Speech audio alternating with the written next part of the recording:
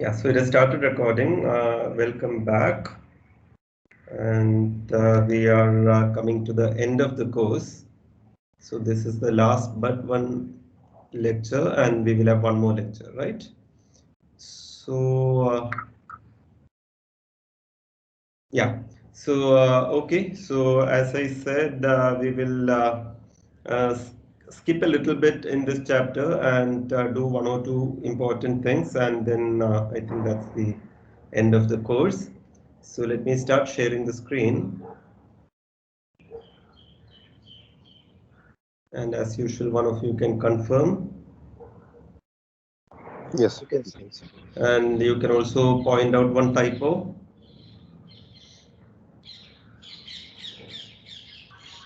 Do you see any typo here? There is one. Lecture I know. Yeah.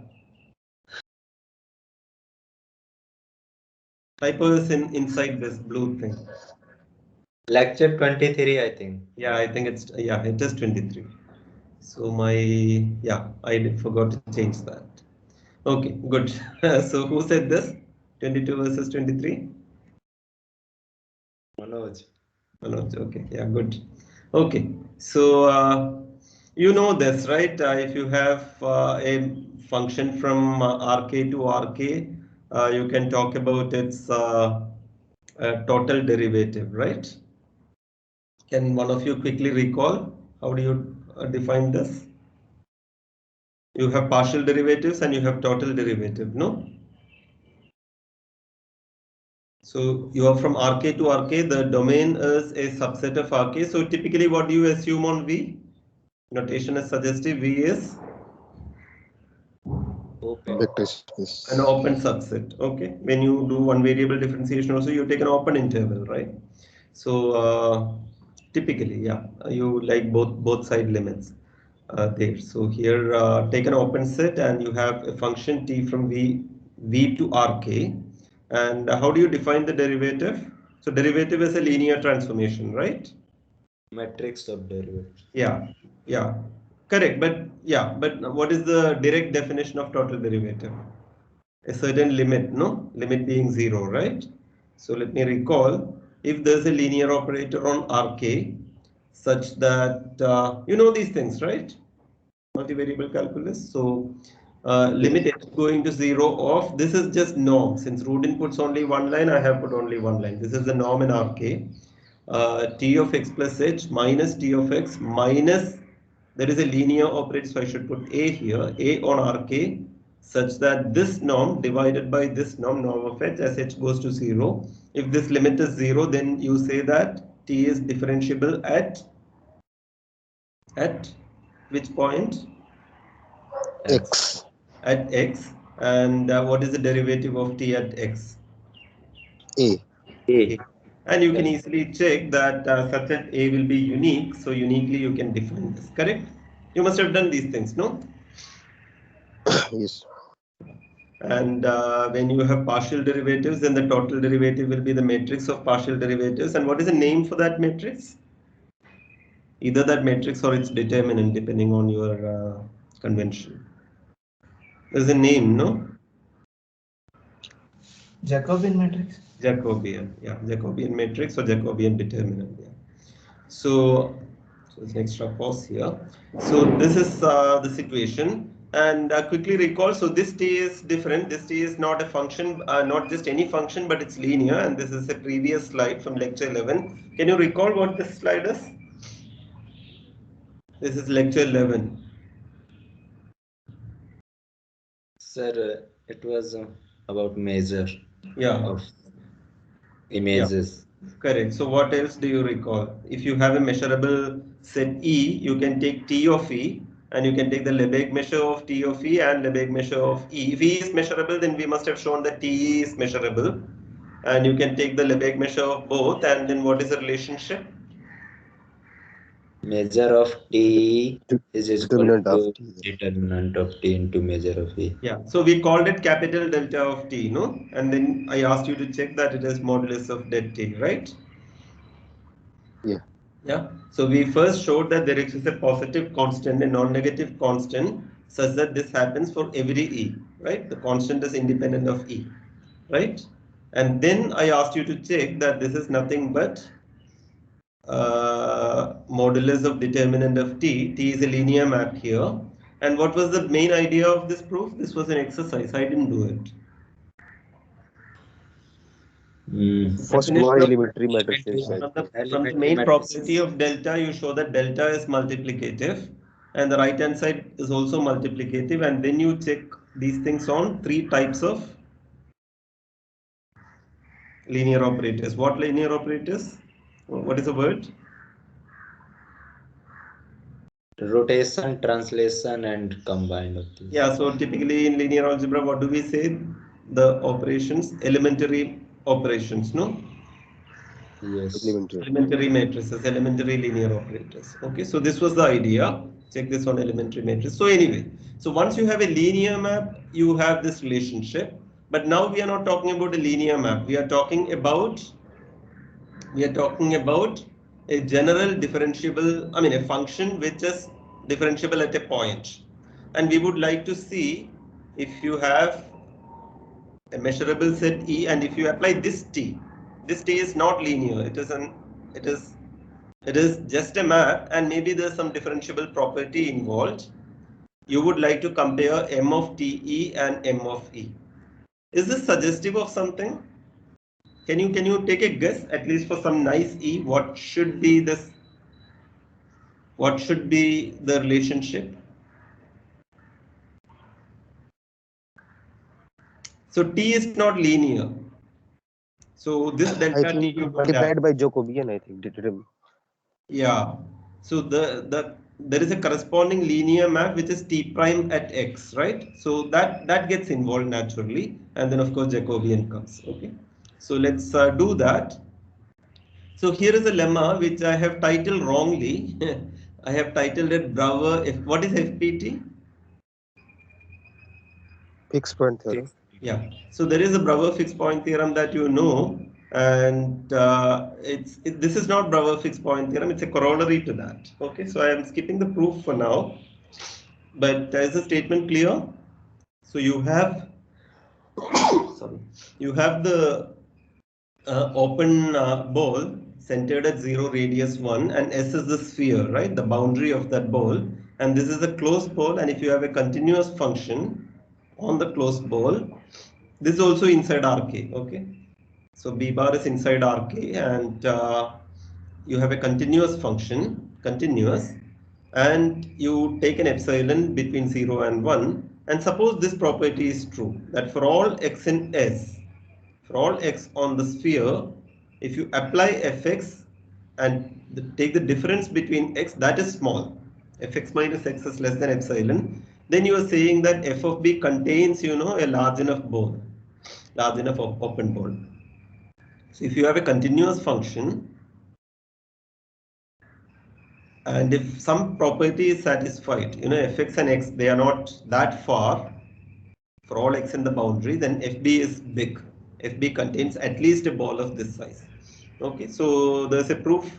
It's an application of Brouwer FPT. That's why I titled like this. You check the proof. You try it your own. Otherwise, check the proof. We are going to use this in the next result. Okay. So that's all that we are doing today. And then as an application, we will do this. How to integrate when on the domain you apply this differential transformation. So there's a famous formula which you must have used in multivariable calculus. We will prove that once again. Not once again, we will prove this measure theoretically, the Jacobian formula, and that will be next class, and I think I'll stop it. Okay. So we are going to use this. So is the statement okay? So basically it says that f of b is big enough. F of b contains a ball of radius 1 minus epsilon. Epsilon is small. Okay, so fx minus x. So if this condition is true, then fb is at least this big. Okay, we are going to use this in the next result. So this is the main result today. This is the only result that we are doing today. Okay, you have an open set V, and you have a continuous map on V. and there is a differentiability condition. T is given to be differentiable at one point x. Okay, if at this point x, if T is differentiable, this is what we are interested in. This is something like earlier, no? If T is linear, then what is the answer? Suppose T is not linear, but suppose T is linear. T is a linear map from Rk to Rk. Then what is the answer? Bxr is Determinant both of of T. center x and radius r. Yeah, tell me. Determinant of Ti. Modulus of determinant of T, right? Yes. Because Bxr is measurable, this will also be measurable. And then you know that for all E, M of T is delta T times M of E. So this quotient is delta T and it does not depend on R. So it's a constant. So the answer is delta T, right? And here, one of you guessed earlier. Can you repeat that answer? Can you tell me the answer again? What is the right hand side? I think this time Jacobian. Yeah, X. so it is delta of T prime of X. Right, that is the Jacobian. Yeah, that is a determinant of the Jacobian, modulus of the determinant of the Jacobian. Okay, so this is natural to expect and it's a beautiful formula and we are going to prove this. Okay, so first observation is Bxr is sigma compact, and because T is continuous, T of Bxr is also sigma compact. Agree? T of union will be union of T of A union B is TA union TB, right? So if A and B are compact, then TA and TB are compact. So it's a countable union of compact sets. So this is also sigma compact. In particular, it is measurable. So this makes sense. M of T of B of XR makes sense. So this is fine. And first of all, for the proof, you can assume that this point X is the origin, right? You can change the coordinates and you can assume that this point is the origin. You can also assume that on the codomain also Tx is also 0. Okay, so this is without loss of generality. You can assume that x is 0 and Tx is 0.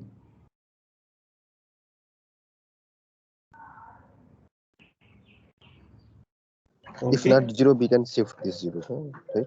Yeah.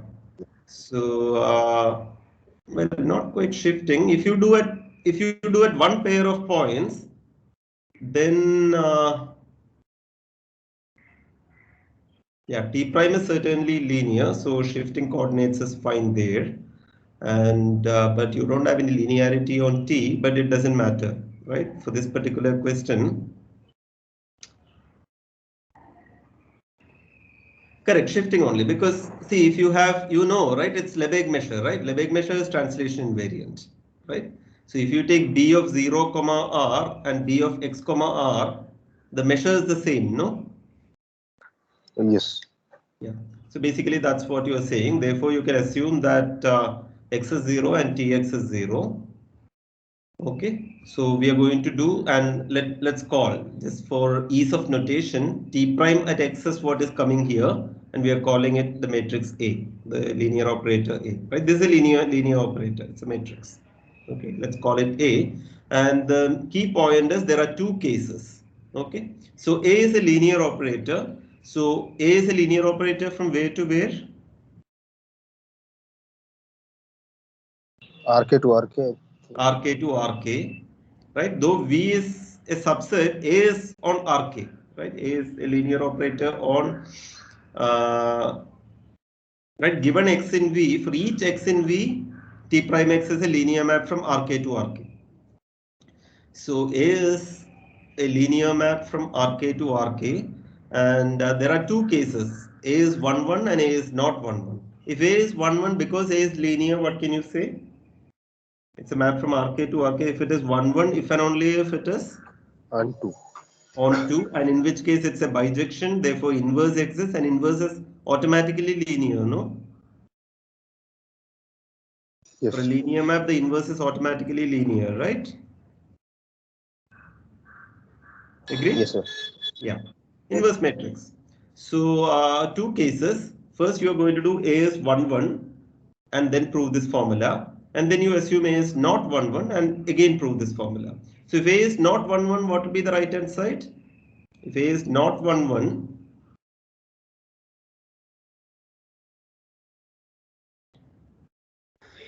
0. Yeah, right hand side will be 0. So you have to show that the left hand side is 0 in that case. In this case, you have to show it as a determinant. So in this case, A is 1, 1, A is invertible and A inverse is linear, and you're going to consider this composition. Okay, Tx you have and compose with A inverse and call it Fx for x and v. Take this and typo bracket closing. What is F prime 0? If f is, so f is a linear map, right? Tx is a linear map, x is 0. Tx is a linear map and A inverse is a linear map, composition of linear maps. That is, no, Tx is not linear, right? Tx is, T is just a transformation. So I'm sorry, f is not linear, but f is differentiable because T is differentiable and linear maps are of course differentiable. So what is f prime at 0? If you apply chain rule, identity. So you apply chain rule, right? This is the chain rule, no? T1 prime at T2 of x composed with T2 prime x. So when you apply that, it will be A inverse derivative of a linear map is that itself, right? So A inverse, the linear Yes. map is that itself, whatever point it is. So it is A inverse composed with T prime at 0, but T prime at 0 is what we call A, no? Yes. So this is A inverse times A, which is identity. Okay, so f prime at 0. So take this f and f prime at 0 is identity. And you're going to claim that limit r going to 0, m of f of b0 r by m of b of 0 r is 1. This is the main part. This is the claim. Okay, if this claim is true, then we are done. Because what we have to do is m of t of b of xr by m of b xr. And what is t? T is, so this is what you have to do. What is T in terms of A and F? T is A times F, right? A composed with F, right? Yes. Yes, sir.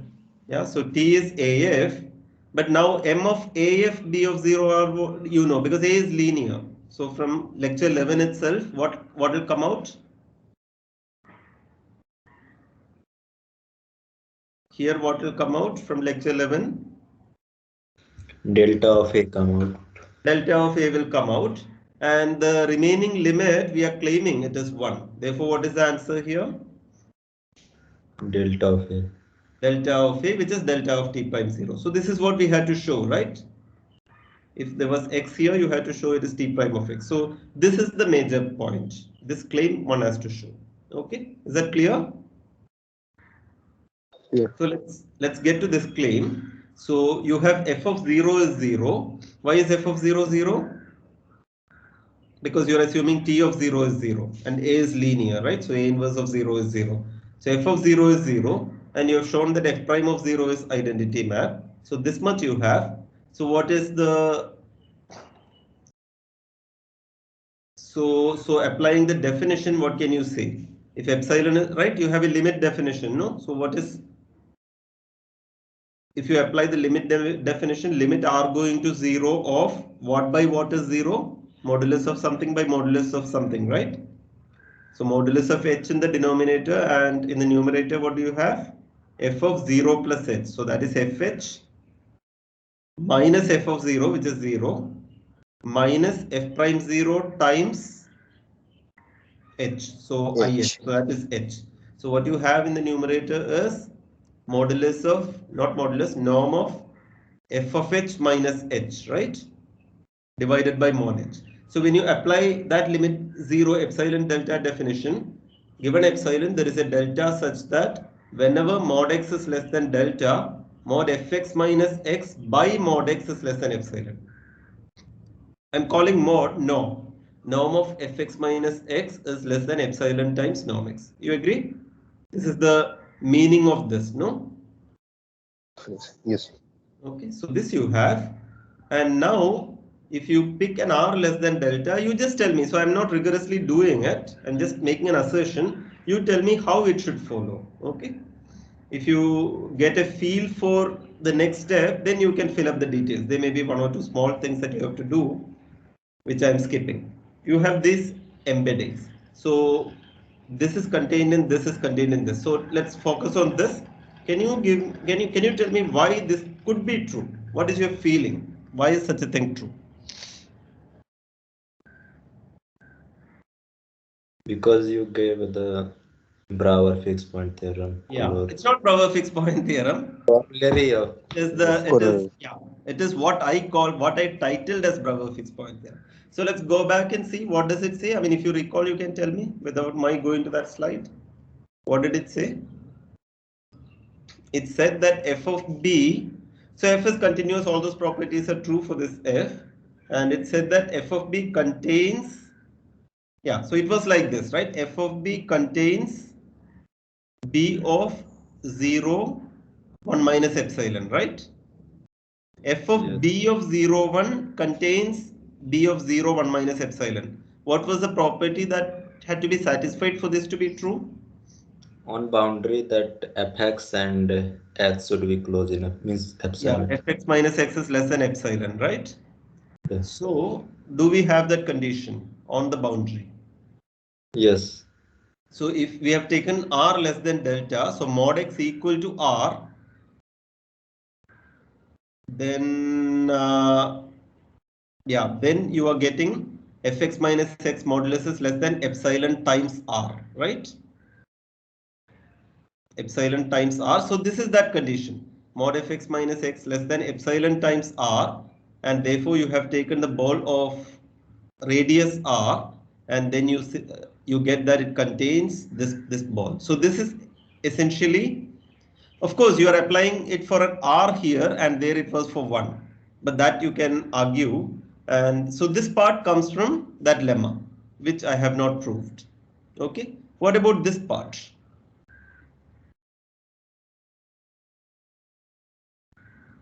What about this part?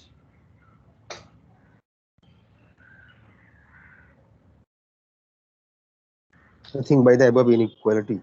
Yeah, it follows from this inequality straight away, because if you take x in B0R, then norm of fx is less than norm x plus epsilon norm x, right? So 1 plus epsilon times norm x. So it follows from that. Correct? So it directly follows from this inequality. Therefore, you get this embeddings. And because of this, so check this, and therefore, what am I doing here? I'm just taking the Lebesgue measure, right? Lebesgue measure of this is less than Lebesgue measure of this, which is less than Lebesgue measure of this. Agree? And Lebesgue measure of this is what? Lebesgue measure of this is 1 minus epsilon power k times Lebesgue measure of B0R, which I have put in the, so I have divided by MB0R everywhere. MB0R is just R power k, right? Yes. Yeah.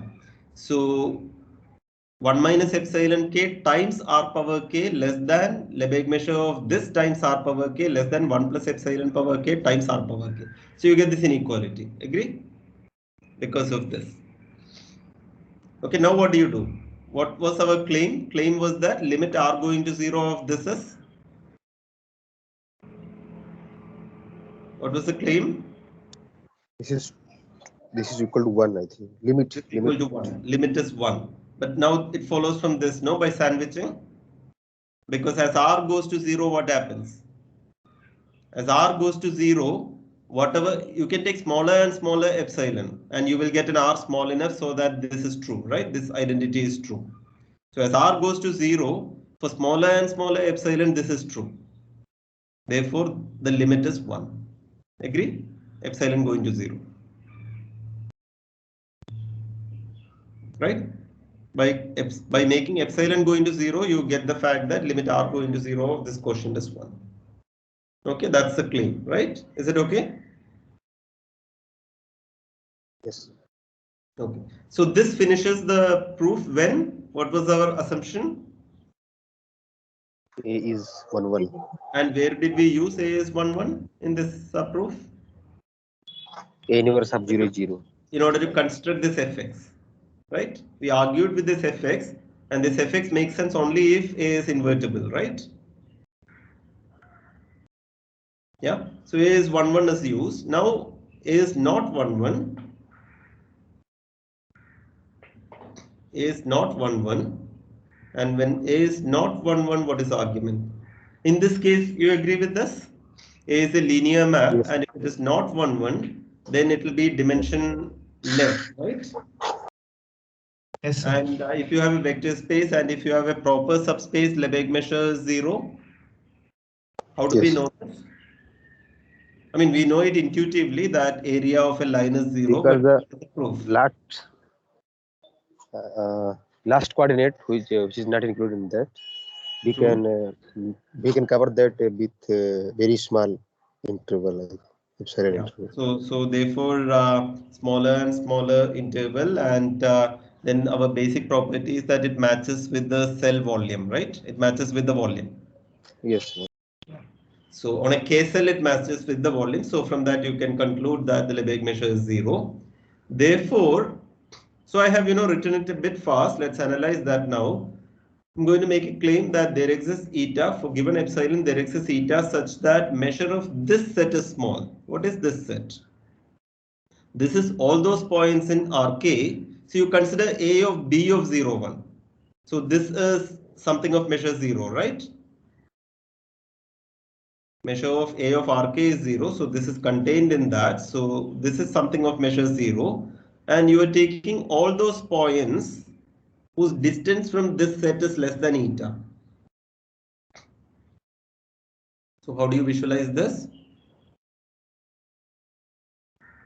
So think of, the plane and think of a line in the plane, and this will be inside that line, and you are taking points very near to that line, right? Distance from that point and that subset is small.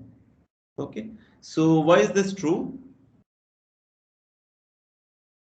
Arbitrarily small epsilon, you can choose an eta such that these points, so very near, that set, when you take its measure can be made very small.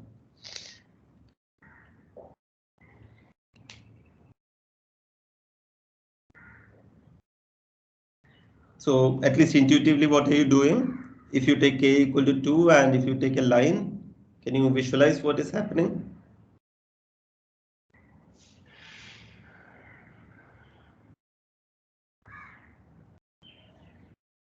Yeah, anybody wants to make a comment?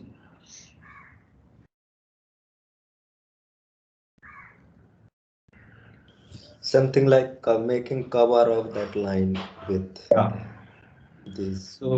So if you have a line and if you have this subset is inside that line, right? So this is Yes. like, so you have a line and in the plane, and inside that line you have some arbitrary set, but inside that line, and now you are So taking. because A is not 1, 1, I think A, B of 0, 1, we are somehow projecting this on Rn. Yeah, A is not 1, 1 is And already used. That's why it's measure 0. Okay, so this is a measure 0 set. This is a, again, if we are applying A at this set, then somehow we are projecting this in the plane with his smaller correct, dimension. correct. So it's a measure 0 set. But now you are claiming that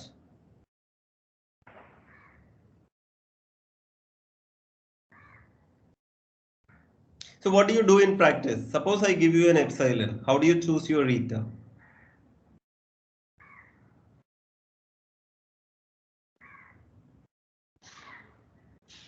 So basically, what are you doing? You have to pick your points x, right?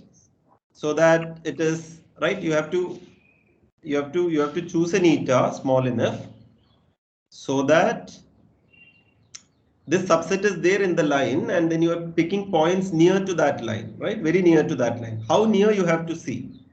Choosing eta is how near you are picking these points, right? Distance is less than eta. And so you pick nearer and nearer so that the measure of that set is less than epsilon.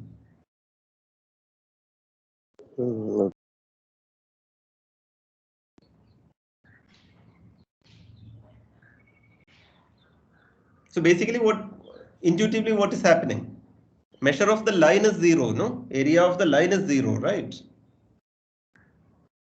Yes, sir. Right. So area of the subset is also 0. This A of B of 0, 1. Now what you're saying is, you pick. So if you give me epsilon small, I will pick, you know, eta small enough so that I will go very near. So I will, you know, I will put a region around that thing very near to that line. So its area will be small, right? Yes, sir. Yes, sir. Now That's we all can. that you're doing. Geometrically, it's obvious. So you can give Yes. you can give a pure word by word proof, but geometrically it's quite obvious, right? Because the line has area 0. If you take, you know, a small neighborhood of that line, that area will be certainly small, right? If your epsilon is even smaller, I will bring this dotted line even closer to my line. So that will be small. So basically, this is the property of the Lebesgue measure, that it is a volume. Okay. So this can be done. And now on this eta, so given epsilon, you have chosen eta so that this happens. And on this eta, you are going to choose a delta. So you have got an eta.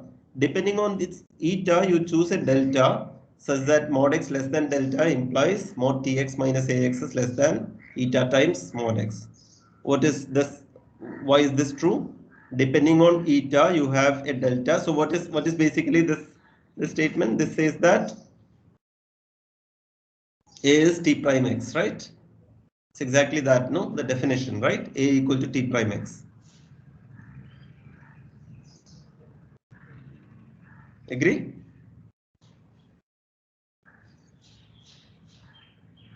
Minus. Also, you're assuming, you know, you are at 0 and t of 0 is 0. With that, this is nothing but the argument. This is the argument that limit x going to 0 mod tx minus ax by mod x is 0, right? That's what you have written down here in terms of delta. Agree? Yes. Sir. Okay.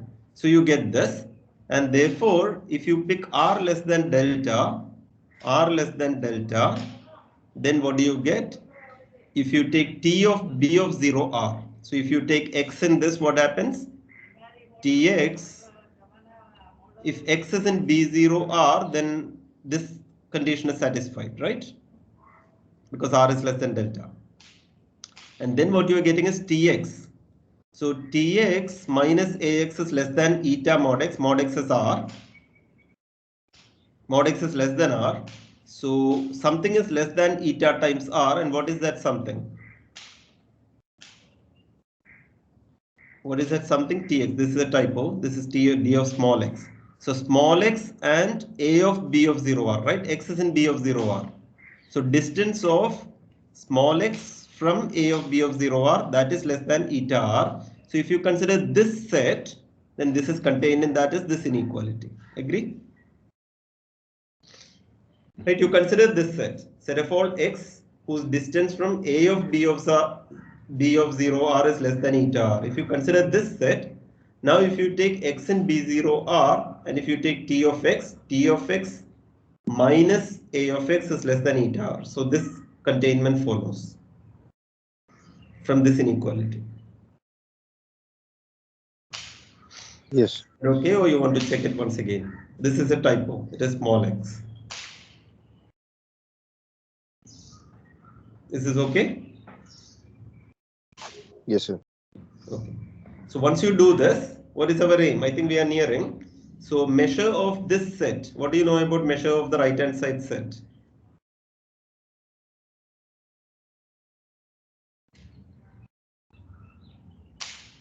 It's less than measure of left hand side set. No. Forget the left hand side set. How do you get this measures less than epsilon times r power k?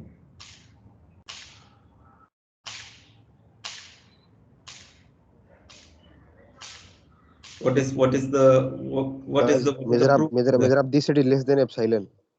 So and correct. So measure of this set is less than epsilon. That's how you have chosen your eta, right? And now you know you are only dilating by r. So r power k comes out. Okay. So this is less than epsilon r power k. And therefore, this is what we are interested in, right? What should be the answer? Just recall. What should we show? This is equal to? This equals, we are in the case A, not 1, 1. 0. 0. This answer should be 0. And are we getting it? Because if you take m of t of b0r, that will be less than epsilon r power k, right? So this is less than epsilon r power k, and what is the denominator? R power k. So R power k. So what is this quotient? Epsilon. So limit is epsilon. So this shows that the limit is 0, right? Because whatever epsilon you choose, you are getting this to be less than epsilon. So this limit has to be 0. Okay, but 0 is nothing but delta of A, which is delta of t plus 0. Okay, so this is the proof of this assertion. Two cases, A is 1, 1 and A is not 1, 1. Yeah. So that set has measure less than epsilon times r to the power k. How? I'm not getting that. This one? Yes. Yeah, so this also requires a little bit of, this also requires an argument. So I did go fast. So you need to think about it. So what is happening? It should come from this. Okay. So this is the set of all x,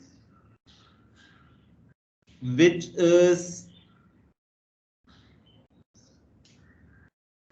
you know, in an eta distance from this set, right?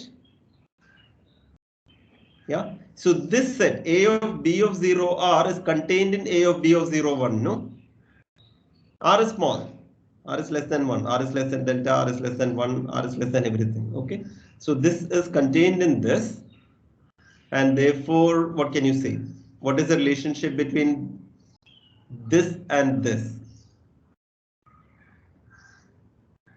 This is contained in this. So just if multiple X of R. Say it again. Just multiplication of by R. No. There is no multiplication here because multiplication is only at this level. No, now I'm taking all those points in Rk, which is less than this set. See, what is the notion of this distance? What is the meaning of distance of x and one set? You take all the distances and take the infimum, right? That is the notion of distance, Yes, no? infimum. Infimum. So if you have a subset here and if you take the distance, so you have x and y from the big set and y from the small set. So when you take infimum, what will happen? Infimum should be greater than. Yeah. Therefore, if this is a subset, when you take D, which is bigger, this one or this one? This is bigger, right? Yes, this is a small set. This is smaller set, so this is bigger. So are we going in the right direction then?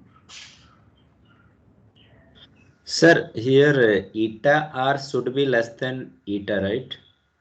Eta r is less than eta, yes.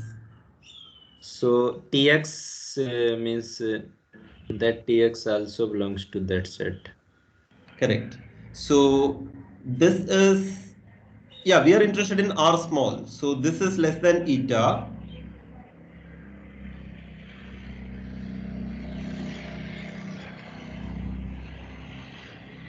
This is less than eta. But you know, I don't want to use less than eta because I would like to get the r power k. Right? I would like to get the r power k. So I don't want to use the fact that this is less than eta. I would like to maintain this r. Okay. So I should use, yeah, as one of you said, I should use the dilation argument. So let us try that way. From this, yeah. So consider, you know, consider if Sir, x from this inequality, T of BR is subset of x belong R K D x if 0 BR less than eta. We take measure both sides then by the monotonicity. Correct. No. My only point is here there is no R. So you have to do something more, which is that if you take this particular set, right, its measure is less than epsilon. So what is a natural set here whose measure is less than epsilon r power k? It is R times this set, right? Put an R here. R times this set. Agree? Yeah. If you have some set and if you take R times that set, then the measure will be R power k will pull out. No.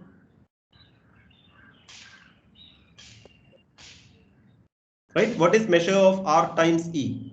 It will be R power K times measure of E, right? Yeah, that's just a transformation, means Correct. multiplication. That is just a linear transformation multiplication by R. So R power, its determinant will be R power K. So that R power K will come out. Now analyze what is R times this set. If X belongs to RK, you are considering Rx. So is it true that Rx belongs to this set?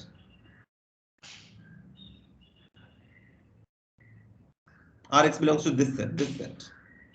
So what you have to check is if X has the property that this distance is less than eta, and if you take Rx now and you take B0, R, what can you say? So D of Rx, A, B0, R. D of No, sir. Rx. We should take T of Rx because here we are using T of X. No, there is no T. I'm only taking this set. There is no T here. What is highlighted only I'm looking at.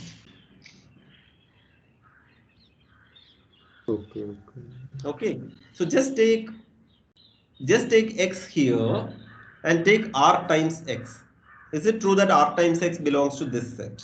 If X is in this set, is it true that R times X belongs to this set? For that you have to check D of Rx, A of B of 0 R.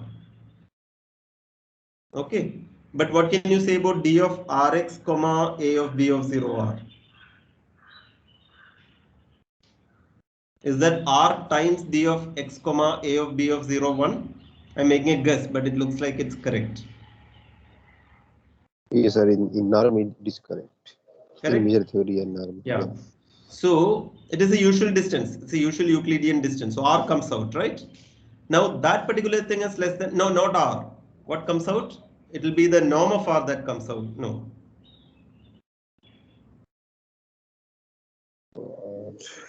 No, you're right. R comes out. R is the distance. R comes out. And this is less than eta. So there is an R. So this is less than eta. So it is true that R times this set is exactly this set. No, not exactly. I'm saying it's contained in this set. Or is it exactly? Yes. It's exactly this set or contain, which there's a one-way containment.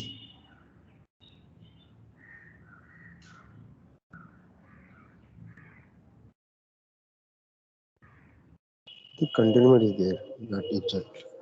Yeah, but basically, you need a pen and paper. You just write the inequalities. There will be a proper inequality. The point is R times this set is contained in this set. Or is it the other way?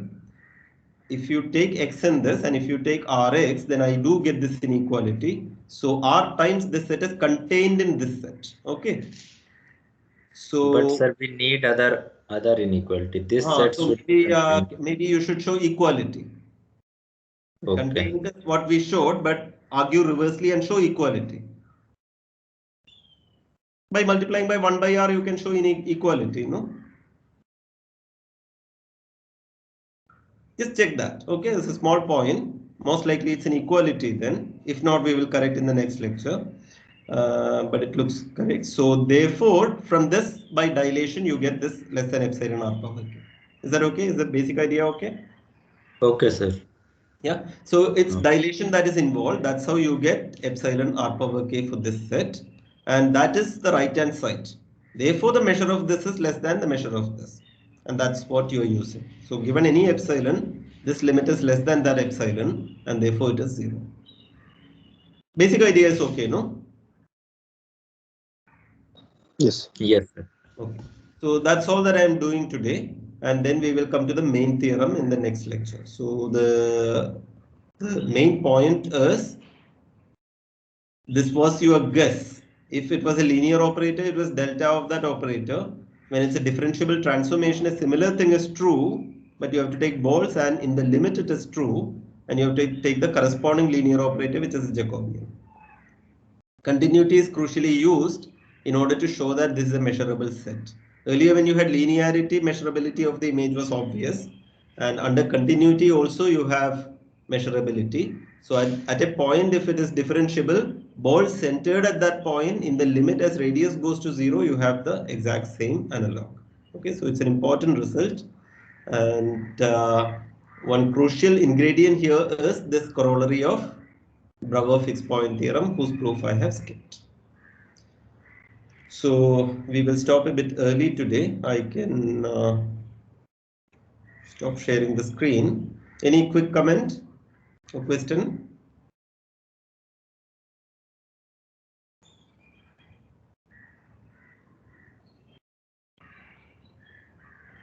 Sir, when is your exam?